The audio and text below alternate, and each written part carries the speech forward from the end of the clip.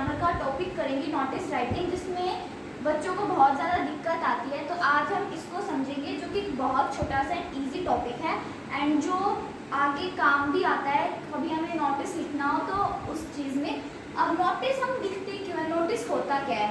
तो अगर हमें किसी भी चीज़ की किसी को इन्फॉर्मेशन देनी हो, जैसे आप खुद का एग्जाम्पल ले लीजिए कि स्कूल में आपने कई बार नोटिस बोर्ड पे नोटिस लिखा हुआ देखा होगा कि भाई स्कूल में कोई भी चीज़ ऑर्गेनाइज करवाई जा रही है, उसके बारे में नोटिस लिखा होता है। नोटिस हम किस किस चीज़ के बारे में लिख सकते हैं, किसी चीज़ का सेलिब्रेशन करवाना हो उसके लिए नोटिस लिख दो, कोई चीज़ गुम हो गई हो लॉस्ट का हम लिखते हैं, फाउंड का लिखते हैं, कोई चीज़ हमें मिली हो गिरी हुई, कोई कंपटीशन ऑर्गेनाइज करवाना हो, कोई फंक्शन ऑर्गेनाइज करवाना हो, इन चीज़ों का हम नोटिस लिखते हैं।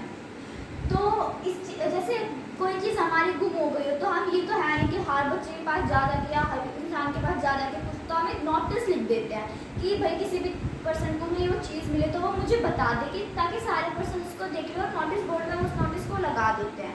इसलिए नोटिस लिखना बहुत ज़रूरी है। तो हम नोटिस लिखते वक्त क्या क्या करते हैं, तो सबसे पहले नोटिस लिखते वक्त हम इशूइंग अथॉरिटी का नाम लिखते हैं। इशूइंग अथॉरिटी मतलब कि जिस अथॉरिटी को हम लिख रहे हैं वो लेटर। आप अपने स्कूल का एग्जांपल ले लीजिए, आपके स्कूल में जैसे कि कोई कंपटीशन ऑर्गेनाइज करवाया जा रहा है, तो आप इशूइंग अथॉरिटी में अपने स्कूल का नाम लिखेंगे। या फिर किसी रेलवे स्टेशन पे आप हैं, वहाँ पे आपका पर्स गुम हो गया, कोई डॉक्यूमेंट गुम हो गया है, तो आप वहाँ पे रेलवे स्टेशन का जो नाम है वो इशूइंग अथॉरिटी में लिखेंगे। किसी पार्क में गए हैं, वहाँ पे आपकी चीज़ गुम हो गई तो उस पार्क का नाम वहाँ पे लिखेंगे। ये लिखते हैं इशूइंग अथॉरिटी में, और ये कैपिटल लेटर में होता है। फिर उसके नीचे हम लिखते हैं नोटिस, ये भी कैपिटल लेटर में लिखते हैं। फिर लेफ्ट हैंड साइड, कभी बीच में भी नहीं लिखते हैं, राइट हैंड साइड भी नहीं लिखनी, लेफ्ट हैंड साइड हम लिखते हैं डेट। एंड डेट को लिखने की सीक्वेंस वही होती है जो हमने लेटर लिखते हैं तब लिखते हैं। जैसे कि आज 5 तारीख है तो 5 जुलाई, फिर एक कॉमा लगाएंगे एंड 2023, यही राइट सीक्वेंस है। या फिर आप ऐसे भी लिख सकते हैं जुलाई 5, 2023। सिर्फ ये दो फॉर्म आप यूज करेंगे, नहीं तो नंबर कट सकते हैं। उसके बाद हम लिखते हैं टॉपिक। टॉपिक भी हम कैपिटल लेटर में लिखेंगे।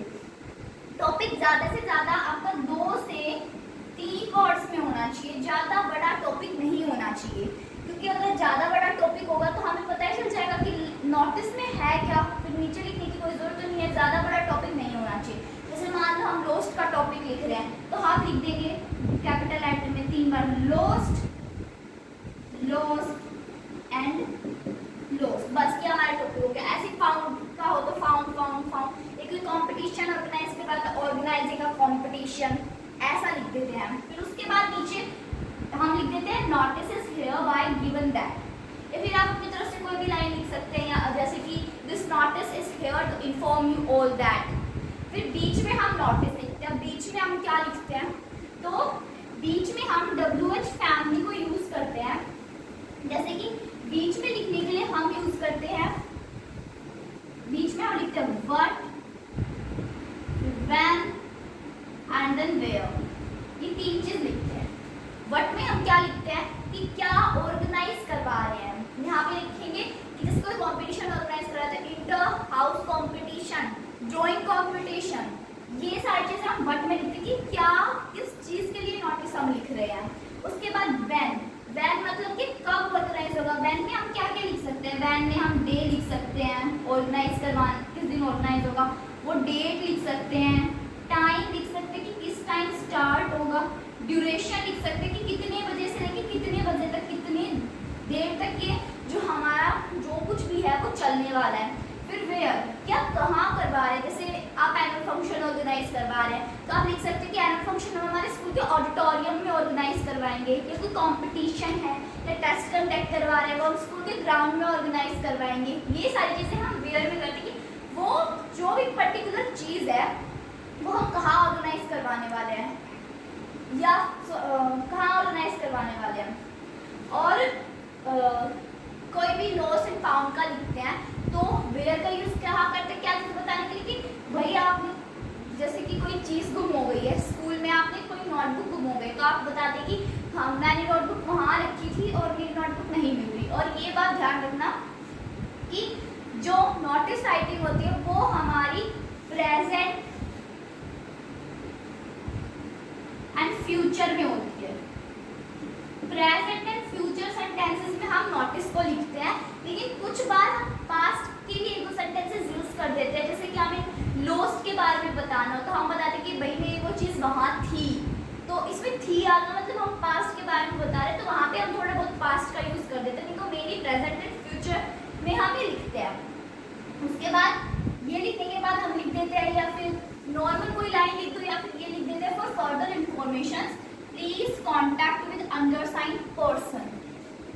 ये जो नीचे दिए गए पर्सन है, अब आपको कोई और इन्फॉर्मेशन चाहिए तो आप उसको कांटेक्ट कर सकते हो। उसके बाद हम अपने साइन करते हैं, फुल नेम लिखते हैं एंड डेजिग्नेशन लिखते हैं। जैसे साइन कर दिए, यहाँ पे हम हमारा फुल नेम लिख देंगे। और अगर कुछ लोग होते हैं जो ऐसे साइन मारते कि अपना नाम का फर्स्ट लेटर लिखा है साइन मार दिया, वो फुल नेम लिख सकते हैं। लेकिन अगर कुछ लोग होते हैं जैसे हम सिर्फ ऐसे अपना पूरा नाम लिखते हैं साइन में, यू करके साइन मारते हैं, तो उनको ना फुल नेम लिखने की कोई जरूरत नहीं है, वो साइन उसके बाद सीधा डेजिग्नेशन लिख सकते हैं। डेजिग्नेशन क्या होता है? डेजिग्नेशन मतलब पोस्ट, आप किस पोस्ट पे, भाई आप एक स्टूडेंट हैं, आप एक टीचर हैं, या आप कोई प्रिंसिपल है किसी स्कूल के, ये चीज़ें हम बता सकते हैं डेजिग्नेशन में। तो यही था बस आज के लिए। नोटिस राइटिंग में यही है, ज़्यादा कुछ नहीं है, बहुत ईजी सा है एंड बहुत जल्दी लिखा भी जाता है। और ये हमें 40 से 50 वर्ड्स में ही लिखना होता है, उससे ज़्यादा नहीं लिखना होता है। तो होप आपको समझ में आया होगा। मेरी अगली वीडियो के लिए प्लीज़ मेरे चैनल को लाइक करें, सब्सक्राइब करें एंड बेल आइकन को प्रेस करना ना भूलें।